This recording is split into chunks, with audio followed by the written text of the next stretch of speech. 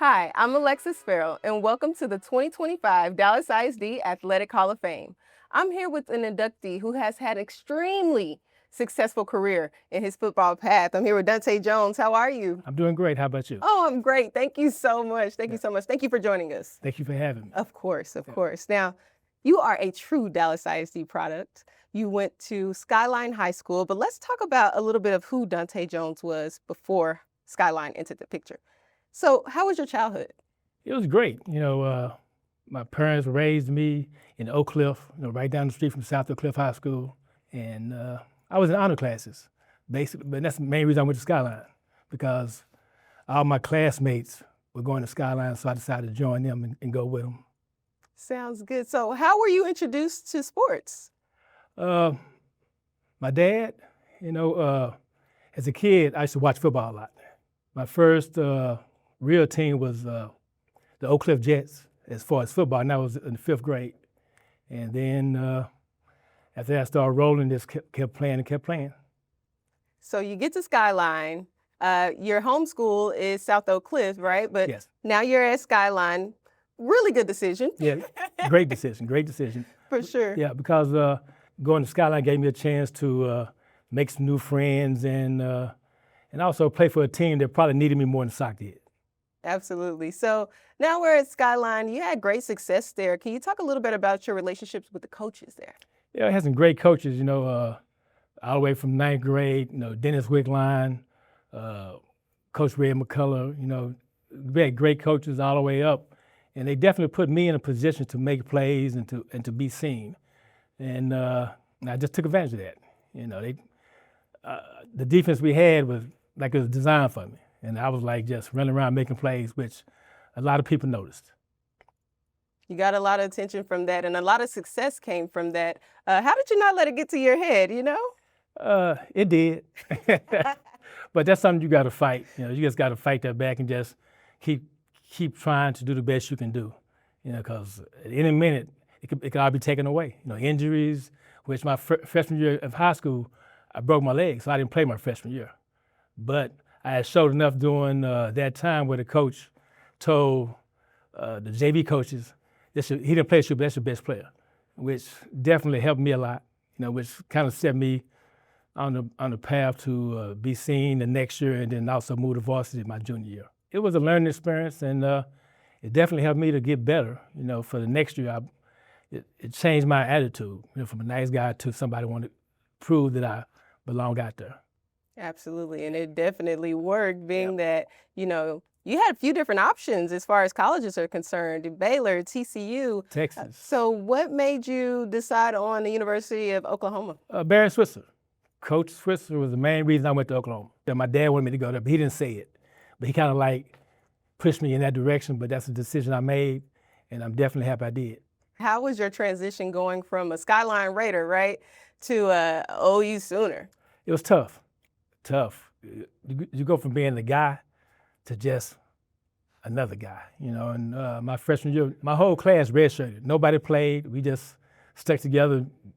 Times were tough, but we stuck together, and then we became one of the best classes to ever come to OU, because after that we won 4 Big 8 championships, a national championship. I had never traveled outside of Texas much, until I got to Oklahoma.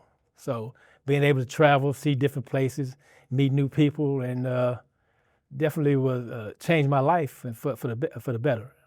Talk about this, the NFL, okay? Yep. You're going to the Chicago Bears. Big deal. Yep. How did you feel in that moment when you found this information out? I was upset because I thought I was going first round. And all my grades were first round before the year.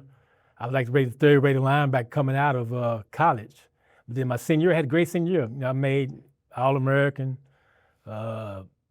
Big 8 Defensive Player of the Year. But then I was playing in East-West Shrine game and pulled my hamstring. So I was never able to run a real 40 time before the draft. And so that kind of made my draft status plummet a little bit. So I went from first round draft pick to the 51st player chosen in the draft and the 7th linebacker. So, it was tough. That was tough for me, but then I got the call from Chicago and, talked to Coach Dicker, and everything was good. And I feel like this is a better situation anyway, because I can get a chance to learn from the best middle linebacker in the world, Mike Singletary, and they give me a chance to sit back and learn and watch him instead of me having to go out there and play right away. So it's definitely Chicago was the best place for me, and I definitely appreciate the Bears drafting me. So talk about your breakout season. Yeah, it was the first year after Mike had retired. You know, and Coach Weinstadt, who used to be in Dallas, had just started being the Bears coach. So he wasn't sure if I could, play or not. Plus he was a coach of Miami, so that was kind of our rivals in college, Oklahoma, Miami. So I don't think he really liked me. So I had to go out there and prove to him that I could play. And everything I learned from Mike, I just went out there and did on the football field. But during the preseason, they must put 3 or 4 guys at middle linebacker trying to beat me out. But like I said, I beat them all out. And what Mike taught me, I took it to the next level. And I was making like 15 tackles a game. And then plus I was making interceptions. I was catching them interceptions and just, leading the defense like Mike used to do. And then one day after Mike came to practice, he had retired, came to practice, said, "Let me see your hands. How you catching all the balls?" I'm like, "Great hands, Mike, great hands." But yeah, so I had that breakout year, like I had the tackle record, which is still a record today. And they had to finally admit that I was the middle linebacker, which was a great feeling, taking over for a legend. Somebody who, like, he's in the Hall of Fame right now. So to go out and play the way I did that year after replacing him was part of my best moment as a football player. I was an All-American in college. Like I said, Big 8 Defensive Player of the Year, Orange Bowl MVP. But replacing Mike Singletary and playing the way I did that year, 1993, was definitely my best time as an NFL player. Football is a tough game, especially at that level, because everybody's big, fast, and strong. And but yeah, so once I started getting hurt, and that's when I knew that I was getting close to the end. Even though my 6th year I started in Chicago, 7th year I started in Chicago, and I started getting hurt. Mm-hmm. And then I went to Denver after that and got hurt again. Mm-hmm. So then I got the surgery. Which some teams kept calling me about playing, but I was like, no, I don't want to play no more. I think this is it, because the injuries started stacking up. And I just had my daughter. And I watched her get born, but then that next week I had to go to Atlanta to have surgery.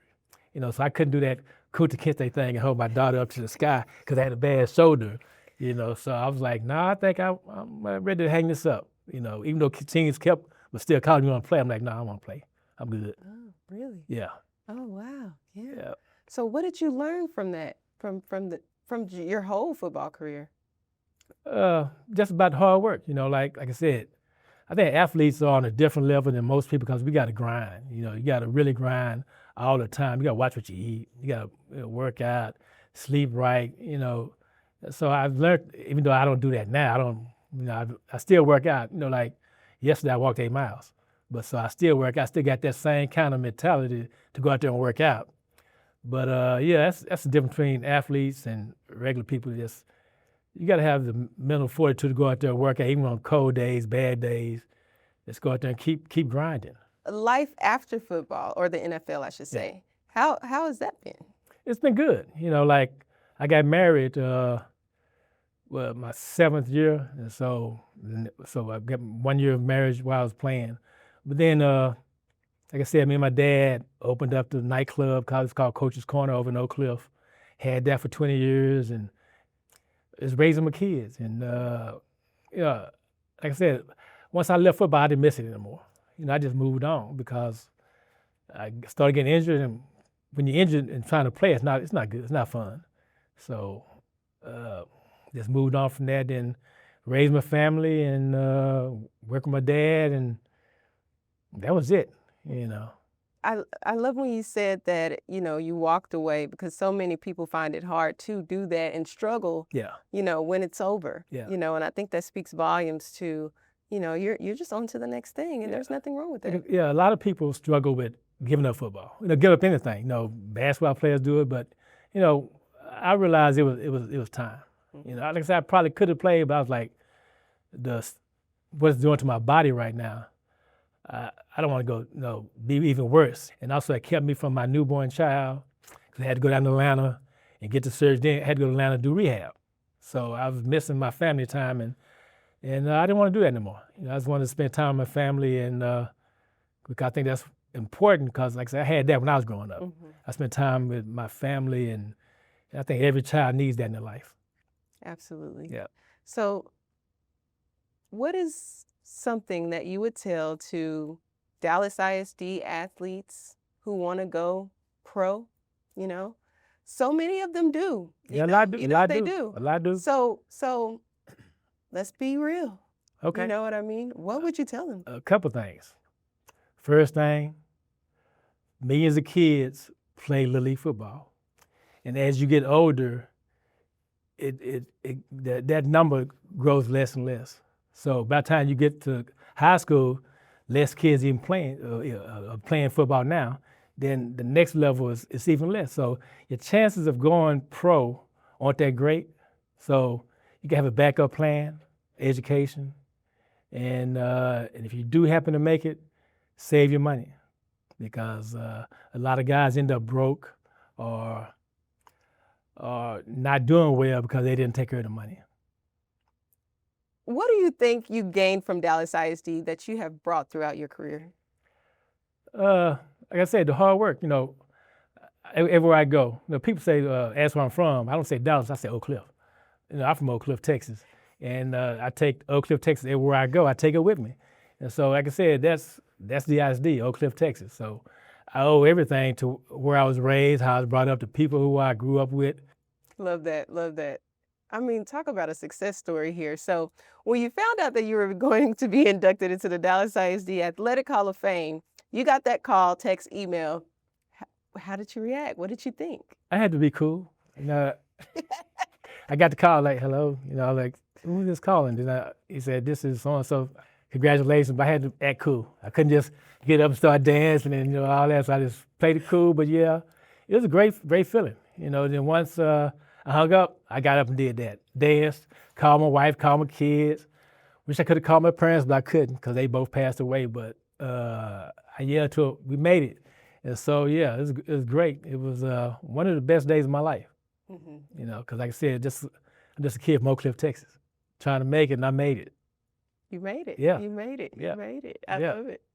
Well, I want to say congratulations. Thank you so much, Mr. Dante Jones. And you are officially inducted into the Dallas ISD Athletic Hall of Fame. Thank you. Thanks for my kids nominating me, and thanks for Dallas Independent School District accepting it and making a little Oak Cliff kid's dream come true. Absolutely. Yeah, definitely. Absolutely. Congratulations. Thank you. Thank you.